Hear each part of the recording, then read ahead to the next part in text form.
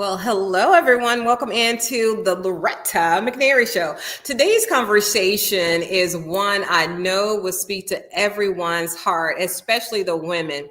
My guest is the brilliant and beautiful Jennifer Gaines-Hrabowski, a woman whose life reflects purpose, strength, and the kind of grace that grows deeper with time. We're talking about aging gracefully, women's health, having a sister circle, and the joys and challenges that come with both.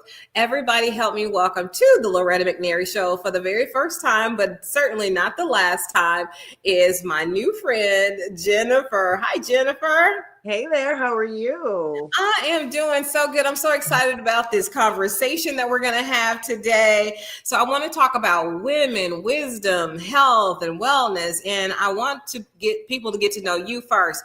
So we have mentioned how much your family means to you. So tell us about them and how your mom helped shape you into the woman that you are, with her wisdom and the way you were raised. Just talk about that. I want people to get to know you.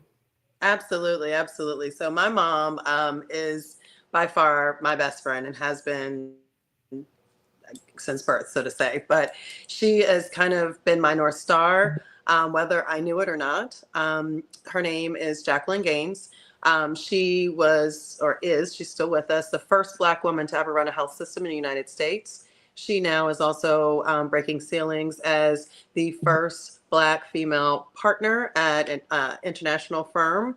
So she continues to be that woman that breaks the barriers. Like me, or should say I was like her, we both went to nursing school, started our careers at the University of Maryland in Baltimore, and then also went on to work for Johns Hopkins. So we did the exact same track 20 years apart. We kind of separated there. We both did women's health, but she kind of did women's oncology and then went on to become a family practitioner. And then I was in the operating room and went on to run women's OBGYN practices from there.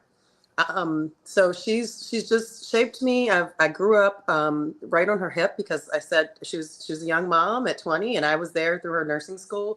So I kind of was volunteering in the clinic whenever I could. When I went to nursing school, that was one of my clinical sites. Everything was in her footsteps and in her likeness, all the way through community service.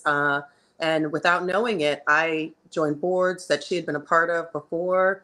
Both of us were named Maryland's top 100 women 20 years apart. So she was in the inaugural class in 1996 and I was in 2016. Literally, I'm 20 years behind her in almost everything I do. Wow, that is so good because I just read, so I'm in Memphis, the suburbs of Memphis, and the University of Memphis, they talked about their new SGA president, right? And 32 years ago, this young man's father was SGA president. So now his son, and that is the first time in the history of the university that it has ever happened. So I love when I'm talking to first. It's just so much inspiration in your story that I'm so glad you shared that. So I want to now kind of shift now that they know, about that. And I can't wait to meet your mom. And I'm hoping and praying I can get her on the show too, because I love to highlight and spotlight and introduce amazing people to help inspire other amazing stories. So you carry yourself with so much intention. So when I met you, I was like, we were finishing a show and we met, and it's now like we've been knowing each other forever and it's only been a few weeks. So can you just talk about how crucial and critical women friendships are in this day and time when we just are hearing the opposite? I think it's just hard. I think when you're young, it's so easy to make friends, or seemingly so easy to make friends. You're forced into situations, whether it's school and other extracurricular activities and church groups and whatever it is, you're kind of in that. As you get older, I don't know if it's that we feel we can't add to the group. I always say I have best friends from different phases of my life. And they're like, well, how many best friends can you have? You're supposed to have a best friend. And to me, I have the best people of that season of my life, and they still are lasting through my life for the most part.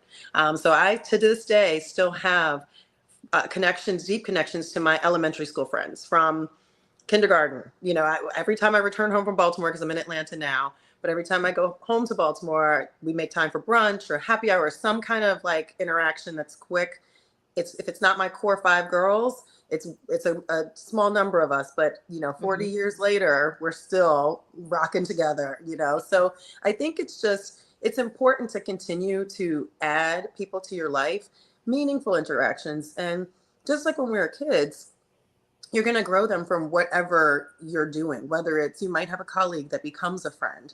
I encourage everybody to continue to be in groups. And I know this world is crazy and time is of the essence. You might not feel like you have time to do more than just go to work and come home and take care of kids or anything like that. But that's really where you're continue to interact with the world. It will keep you young, and you will add some of these new friendships. Like you said, we met at a jazz concert, for a wonderful organization, but you never know where interactions are going to take us. This could be simply a business interaction. We could grow on to be best friends. You never know. You have to give every interaction a chance. So be open, I think. That is definitely a great point. Be open. And because I know we hear, and even there are some reality shows that don't show women at their best, right? They pick the most worst situation to talk about women in friendship and all the envy and jealousy and the bickering and the fighting. But I've yet to personally experience it or even see it played out in public. Thank God for that. I'm not saying it does not exist, but that's not the totality of who women are, right? So I have friends that are much younger than me. I have a couple of friends that are my age, and I have a ton of friends, seems like, that are so much older than me. So I love the older women because you learn so much and you become so self-assured because they are. And they say they don't have filters because they're a certain age, but I believe they were that way at 20 and 30. They just did not have a filter. They were confident because most likely. there is something about getting older and not giving, yes. what anybody thinks. You asked about the importance, and I will tell you that importance to still have that circle of friends, whether they are from, earlier in your life or currently, is so important to support you when you're going through your ups and your downs, but especially your downs. I mean, you need your cheerleaders, but I will tell you, in times where I have been in the thick of things, whether it's stress at work or in my personal life or anything else, those are the people I've leaned on. Those are the people that have been there for me the most. And I will continue to lean on as I move forward, throughout my life. So. Yes. And speaking of that, and I tell them, I said, you were always like this. You never had a filter, right? Because my mom has never had a filter around us, especially she's so the most opinionated person. But also I get my the way I carry myself, the love of dresses and heels. Even though she was a stay-at-home mom, she dressed like she was going to work every day outside of her home. And she entertained at our parties. Our place was the place for everybody to come over. She was doing charcuterie boards before it was even had a name, right? And so and I was like, my mom has always been that way. She knew what she knew and she wasn't afraid to say it. So Monica is on. And she says, I have no filter. She doesn't. That's why we love her too. She has no filter and no poker face either. And I'm getting to, I don't have one either. Do you have a poker face? Do you know what that means? Some people may not know what it means. I actually play poker, and I do not have the best poker face when it comes to real life. I have a better one when I'm actually playing poker. So you actually play poker? Like for real? Yeah, I have played poker. I don't do spades, and I've lost, my friends have made fun of me for years on that one, but I will play some poker. Okay, we're going to have a conversation about that because I'm so fascinated by women who play poker, who do the untraditional things, who work in untraditional jobs, and those who just are so confident that they're not a thermometer, they're actually the thermostat. And people think that's me, but I'm like, you just don't know how much I have to fight for that. And I'm only that way in certain circles. Like if it's my party or my event or my show, I'm more engaging and outgoing. If it's somebody else's gig, I'm an introvert. I'm like a butterfly. I don't know, a fly on the wall or something. People don't believe it, but I am. So are your friends the same, or do you have friends who are strong in this area than you are, a little less than this area, or are you all the same? We run the gamut. So I will tell you that from what you just said, I'm kind of like you. People would not assume that I am as shy as I am or as introverted as I am sometimes, because I will come in and be more social, and I'm sometimes pushing myself more than people realize. It's that sometimes that social anxiety. But my friends are all over the place, and I love it. I have some that are way more without a filter. Now I'm a Gemini, so I've got multiple personalities. I can kind of blend into a lot of situations. But I have reserved friends. I have friends that are just so intellectual, and they're just into, just getting into the how and the why of things. I have comedic friends, super, they just keep us laughing, just in stitches always, and you need, and I'm thinking about this in the terms of a girls group or a trip, girls trip, like I need all of these people. I need the planner. I need the person who might just be willing to show up and just pay their money, because we need them too. I need the person who's going to plan the activities. I need the person who wants to decorate the room. I need all of these personalities. I need them on the trip, in my life, everywhere. So Wow. So do you have a problem like with asking people for, to assist you or delegating? Because I will take it all. I will plan an entire event and do everything at every stage, and then go home and cry that I had to do it all, but I didn't allow help. I didn't ask for help. So where are you on that scale? I guess it's that duality again. At work, great at delegating. My team, I know how to get my team to do what I need them to do. In my personal life, yeah, I probably could be better at asking for help. I tend to do things on my own. I will take on the task on my own. And then, like you said, sometimes get overwhelmed and like be in the back, like, why did I take this on? People will often help me, but it does take a little bit more when I'm in my personal life to ask for help, for sure. Wow. See, that's what I'm saying. If we would just have these kind of conversations earlier. But do you remember the conversation that really bonded us? And this was after the jazz concert. We were walking out the door. Monica and I are walking out the door. We had a fantastic time. And some kind of way we got on the subject of women's health, about menopause or something. And honey, That's just it. to have said that word in a mixed crowd with ladies who don't know each other necessarily, and all of us just started chiming in about menopause. That it's one of the things that I don't think people talked enough about in years previous, but it is certainly a hot button right now in healthcare. You are seeing, so I run OBGYN clinics here in Atlanta, but one of the things we see coming out of it is a need for perimenopause care, and so we have menopause specialists. There are nationally certified specialists, both nurse practitioners and physicians, that do the work and specialize in that care specifically. It is such a big topic right now. Women are just realizing that the things that we thought were just crazy, it's not. It's linked. It's hormonal. It's normal. We're not broken. The brain fog, which is probably the thing I go through the most right now, is forgetfulness. Walking out of the room, like, what was I going here for? And I'm like, hold on. I write lists for everything right now because I need to remember things. Let's not talk about night sweats and stuff. I carry a fan everywhere because I haven't gotten to the hot and cold phase, but I am definitely sometimes I'm like burning hot. I was in this AAR. I'm a member of AARP, and so I found a chapter here, and I started working and volunteering with them. And when I go there, they're like, "Loretta, you're not old enough to be here, right? You have to be a certain age." And I'm like, "Wow, it is so warm in here at another." And she said, "See, that's why I know you're not able, because we all cold." I said, "I said, so you're telling me a stage, so we can tell how old you are based on the stage. If you're hot and everybody else is cold, you're not AARP age. I am actually." And because you only 50, right? And that's all I'm saying. I'm right on that. I'm right So there.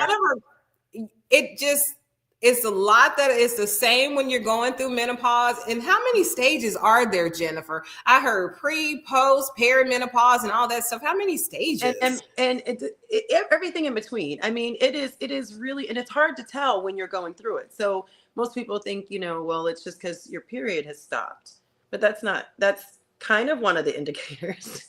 There's several indicators, and you could go through it as in your 30s. There's many women that have, and so people, and I know I've been having what was hot flashes early on in life. So I've had a fan. I'm very thankful for the line dance song, where them fans at, because I always have one and I'm always ready for that. I'm always ready for it.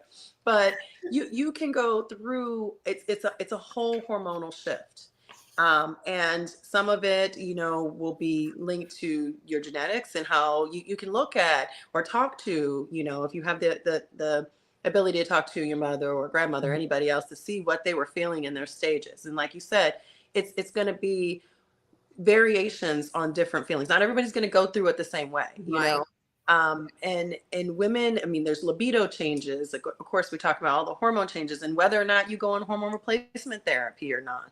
There's all of the things to talk about. That's why going to some of these menopause specialists is so important, because you just don't know if the did I? Yeah, no, you're good. Yeah, you just don't know what you just don't know. And so there we go. This I thought I lost you for a second.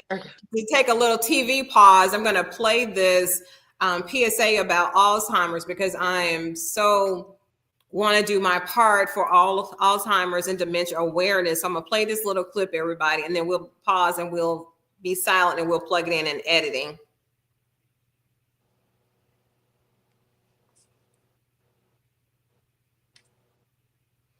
Okay, so I'll see that. So Monica had a great comment. It's kind of a comment and a question. She said, speaking of the how and the why of things, what role does estrogen play when it comes to managing emotions? Before we talk about that, I want to say this is not a medical show. This is just two friends, two women together, sharing our ups and our downs, our challenges, our wins, our triumphs and our trials, just to normalize women having conversations.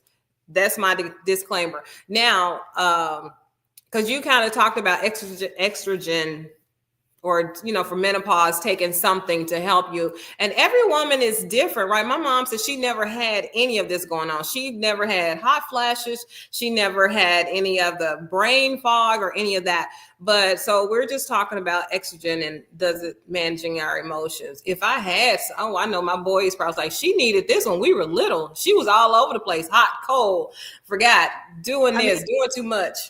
And it's all of them. Right now, I can speak, personally too. I don't mind sharing it all, but it's not only estrogen. You've got to look at your progesterone and testosterone levels too. And we're supposed to have them all as women.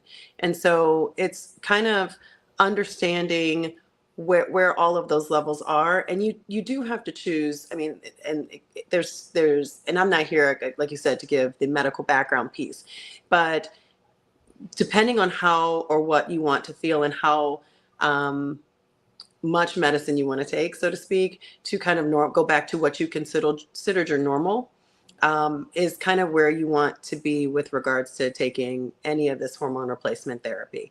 There's several different techniques. There's several different ways. It does have some interactions, and again, I'm not going to get too technical in the medical side of things, but it does have some things with regulating what you're feeling and linked to your emotions. Not everybody goes through that kind of emotional instability either. Like you said, your mom didn't go through many of these, and she is very blessed if she did not, because I just know that you feel a bit more fatigued and you want to have a little bit more energy. It can have a lot of influence on that as well. I would suggest going to get your individual levels tested and see where you're deficient or, may need to have a little bit of a boost. Mm-hmm. There are natural supplements that can mimic some of the things. And then there's the true kind of hormones that they can give to you as well in many forms. That's good. And now, since we're on that kick of, getting that medical help, I want us to normalize getting mental health help too, right? Mm-hmm. And again, some people were never talked about, girls becoming women, right? Their cycles and all that stuff. They just were not talked about it because the mom didn't talk to them about it. And of course, we weren't talking about menopause, having those conversations. I want to normalize all of that because it takes a toll on us when we don't know information. Mm-hmm. So having said that, what do you think about mental health help? I think everybody needs therapy. Honestly, that I think that as much as I respect my girl group that we just talked about, or, you know, I even have a male best friend and stuff as well. So regardless of the group dynamic, your friends are there to kind of really be your cheerleaders. And hopefully that you have some that will have that strong or difficult conversation with you. But there's something to be said about having that impartial party that can just really make you think about things, and really dig in. Sometimes you leave things out with friends for fear of judgment or, you Mm-hmm. know, embarrassment of any type or whatever, and you can just talk about those things with somebody that you don't know personally. That way you'll Yeah. get to know your therapist. If you have a good one, it'll be like a friend almost, where you can talk freely and deeply and intimately about whatever it is on your mind at that time. Lots of tears, maybe lots of laughter, depends on what mood you're in that day. But I wholeheartedly believe in therapy and using it for everything, and not just waiting for the times where things get really, really bad. You know, Yeah. even if it is just for a check-in, maybe quarterly, or just establishing a relationship, saying, you know, hey, because I know that everybody's going through something at some point in time. Right now, I think this world feels like it's upside down. You know, For so everybody, no for matter the every reason, right? And so I want to bring that question up because I do want people to. And sometimes it just takes somebody else saying, yes, get help. Yes, talk to uh, somebody. Yes, this is fine. Let's normalize getting help like we get medical help. But some people don't even get that, but that's some people another don't do that. Yes. please get help or find a confidant, somebody that you can trust, and stop hiding all the hurt and the wounds. The band-aid is going to come off eventually. But I do want to ask you this question, Jennifer. So every person, and I'm just talking about women in this conversation, has a story that includes a challenge. Ooh, I have a ton of them. So what's been one of the hardest seasons of your life or your career, and what did it teach you? Without going into all the specifics or the personal details, have you had something that challenged you to your core that you thought, if God didn't intervene, I don't know what I'm going to do? Or if things didn't change, what am I going to do? And how did you get yourself on the other side of it? I've had many, countless. I know, and I'm trying to fit. There are a few. There are quite a few. One that was I'll use, which kind of more professionally driven. Mm-hmm. I was working for an organization that it was very difficult. The work was difficult, emotionally taxing. Um, we had to deal with political issues coming in and affecting the workplace. The safety going into and leaving work was also something. So it was that, and long hours, and um, it really just started to kind of like wear on me. On top of that, it was upper leadership that was not as supportive, Mm-hmm. and making demands for work that should not have been done, probably by one person, or or was not in the way that it should have been done. I was stressed. I was physically showing signs of stress. Mm-hmm. It was coming out in elevated blood pressure. You know, I just at that time I was more losing weight than a stress eater. You know, it's more kind Mm-hmm. of um, it was physically just getting to me, and took some time off, um, Good for you. and recouped. Kind of got myself together. At this time, I I wound up leaving the job, and that's when I took the time off. I resigned, took the time off. I actually wound up on the other end by getting one of the best jobs I've had in my career. Not Mm. because it was of the pay or anything like that. It was not in a place. It was in rural Wisconsin for that, for that matter. I moved all the way from at the time from Baltimore to rural Wisconsin. But I actually went somewhere, and it stuck with me my entire career, where in their core pillars for value was joy.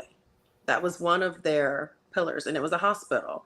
And I'd never seen that. And we we teach about, patient experience and excellence, and employee engagement and all of this, but I can say that was one institution that I worked for, that actually you saw what was right in healthcare, how to do it right. I And love that you had that experience. and that fed into me. Yeah. And although that was an interim role, I was brought out there to kind of do some turnaround work, and that was the role like before I came to Atlanta. But it fed into me where I was in a place like questioning what my next steps in my career were going to be. Like, what do I really want to do? You know, the time off in between gave me kind of like this break, but then I went there and the work was rewarding and the people were amazing. And you know, I got out of Wisconsin before the snow came, but it came to Of Atlanta. course you did. But it also gave me that confident boost. It was my first like C-suite role, so it gave me a lot in that job that then brought me to Atlanta and gave me the momentum that I needed to be there. So that's one area. But I will say, you know, I've had a hard time here as well, and both things that are in common in both of the situations is I took a step back and I recognized that I was getting overwhelmed, stressed, whatever. And I was okay with taking a moment to myself. Yeah. And I actually just recently had one here, kind of do a reset, get your life together, because you get one life and that job will be there. And one life. As loyal as I am to the companies I work for, for many of my companies I worked for many, many years, I'm not such the job hopper. But you need to take a minute because you're no good to that job. We are not. We are not. And that's self-care too. That will fall under self-care. What are you doing for yourself? And that reset and that step back, those are critical, because when I remember when I was younger, if I was taking a lot of heat and my job was stressing me out, I literally would leave.